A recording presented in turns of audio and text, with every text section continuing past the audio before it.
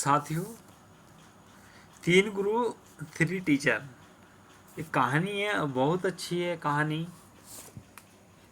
और इस कहानी का पात्र हैं तीन गुरु। बहुत समय पहले की बात है कि किसी नगर में एक बेहद प्रभावशाली राम रहते थे, यानी कि महंत।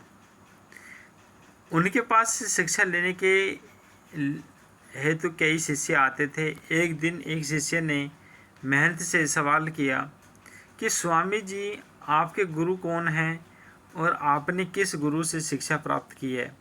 महंत शिष्य का सवाल सुन मुस्कुराए और बोले, मेरे हजारों गुरु हैं, यदि मैं उनके नाम गिनाने बैठ जाऊं तो शायद महीने लग जाएंगे, लेकिन फिर भी मैं अपने तीन गुरुओं के बारे में तुम्हें ज़रूर बताऊंगा।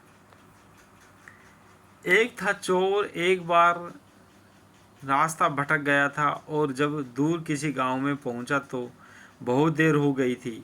सब दुकानें और घर बंद हो चुके थे, लेकिन आखिरकार मुझे एक आदमी मिला जो दीवार में सेंध लगाने की कोशिश कर रहा था।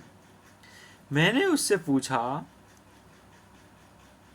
कि मैं कहाँ ठहर सकता हूँ, तो वह बोला, आधी रात गए इस समय आपको कहीं जो आसरा है मिलना बहुत मुश्किल होगा, लेकिन आप चाहें तो मेरे साथ ठहर सकते हैं। मैं एक चोर हूँ और अगर एक चोर के साथ रहने से आपको कोई परेशानी नहीं होगी तो आप मेरे साथ रह सकते हैं।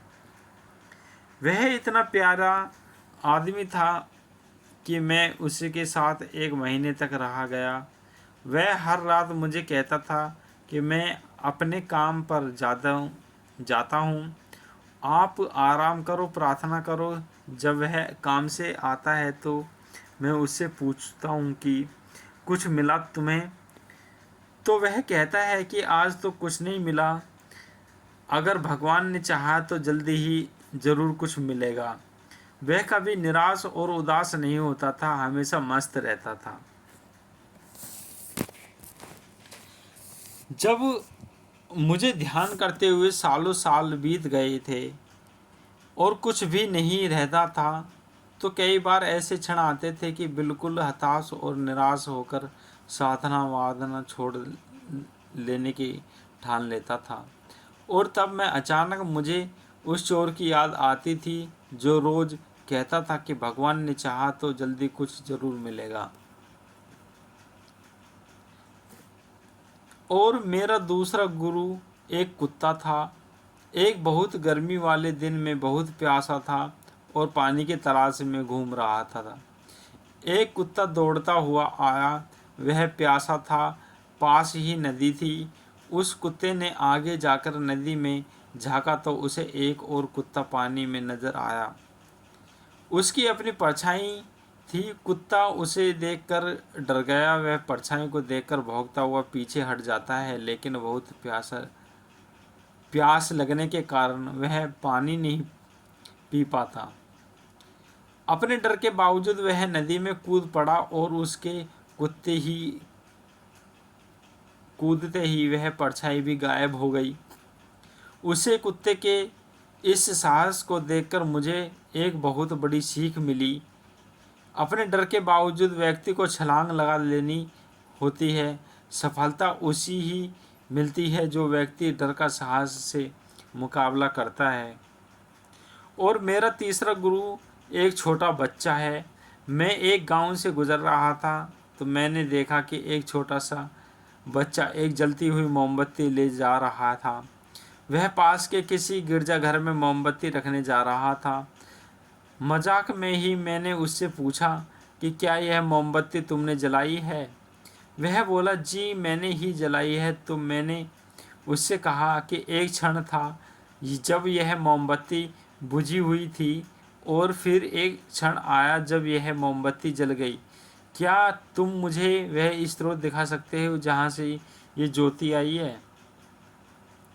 वह बच्चा हंसा और मोमबत्ती को फूंक मारकर बुझाते हुए बोला, अब आपने ज्योति को भागते हुए देखा, कहाँ गई वह आप ही मुझे बताएं। मेरा अहंकार चकनाचूर हो गया, मेरा ज्ञान जाता रहा। उस क्षण मुझे अपनी ही मूढ़ता का एहसास हुआ। तब से मैंने कोरे ज्ञान से हाथ धो लिए।